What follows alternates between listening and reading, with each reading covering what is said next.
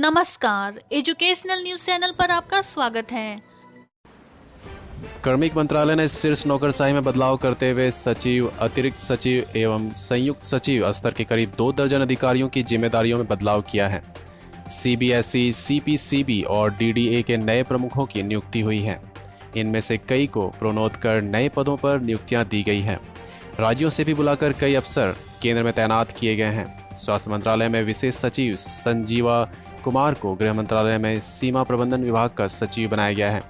कृषि विभाग में विशेष सचिव वसुधा मिश्रा को यूपीएसएससी के सचिव बनाया गया है। मानव संसाधन विकास मंत्रालय में तैनात अतिरिक्त सचिव राकेश सरवाल को नीति आयोग में अतिरिक्त सचिव, वेस्ट बंगाल में तैनात एस किशोर को वाणिज्य मंत्रालय में अतिरिक्त सचिव, मध्य प्रदेश कैडर से अनुराग जैन को डीडीए के उपाध्यक्ष, केरल कैडर से देवेंद्र कुमार सिंह को लघु उद्योग विभाग में अतिरिक्त सचिव, शहरी विकास मंत्रालय के अतिरिक्त सचिव शिवदास मीना को केंद्रीय प्रदूषण नियंत्रण बोर्ड का चेयरमैन बनाया गया है। इसी प्रकार लाल बहादुर शास्त्री अकादमी मसूरी में स्पेशल डायरेक्टर के पद पर तैनात मनोज आहूजा को सीबीएसई का चेयरमैन नियुक्त किया गया है। लाल बहादुर शास्त्री अकादमी में तैनात आरती आहूजा को स्वास्थ्य मंत्रालय में अतिरिक्त सचिव नियुक्त किया गया है। इसी प्रकार टीआर कैडर से अशोक कुमार को और उत्तर प्रदेश कैडर से निवेदिता शुक्ला वर्मा रक्षा मंत्रालय में अतिरिक्त सचिव नियुक्त किया गया है। जामिया मिल्लिया इस्लामिया की कुलपति प्रोफेसर नजमा अख्तर ने अपने प्लेसमेंट सेल को ऑनलाइन प्लेसमेंट ड्राइव के लिए तैयार रहने का निर्देश दिया है। कोविड-19 महामारी व लॉकडाउन के हालात के बीच विश्वविद्यालय ने ऑनलाइन शिक्षण के जरिए अपने छात्रों को सर्वश्रेष्ठ प्रदर्शन देने के लिए तैयार किया है।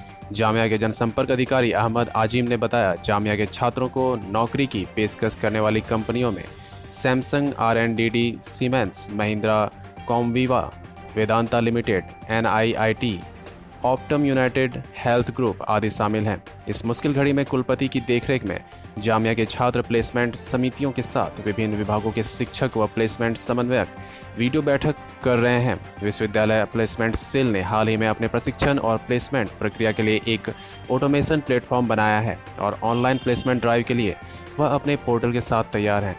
अहमद अजीम ने कहा, जामिया का प्लेसमेंट सेल लॉकडाउन के दौरान इंटर्नशिप और नौकरियों के लिए ऑनलाइन प्लेसमेंट के लिए कई कंपनियों के साथ समन्वय कर रहा है।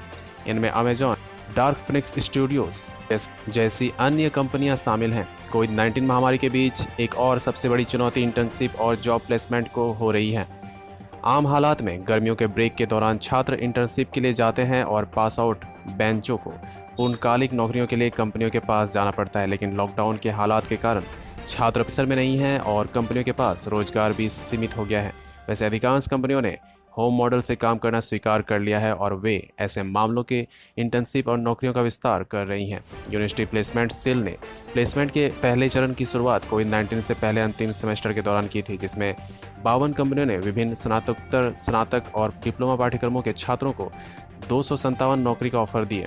माइक्रोसॉफ्ट इंडिया ने बीटेक के प्रथम बत्रा नामक छात्र को 41 लाख रुपए की वार्षिक वेतन की प्री प्लेसमेंट और बीटेक की छात्रा आभा अग्रवाल के प्रति माह 80,000 रुपये के स्टाइपेंड के साथ इंटर्नशिप की पेशकश की। अहमद अजीम ने कहा, मुश्किलों के मौजूदा हालात में प्रोफेसर नजमा अख्तर हौसला बढ़ाने के लिए अपने छात्रों और स्टाफ के साथ मजबूती से खड़ी हैं। ऐसे ही जानकारी के लिए बने रहें हमारे साथ, देखते रहें educational news channel. Like, subscribe और शेयर करना ना भूलें। सुरक्षित रहें। धन्यवाद।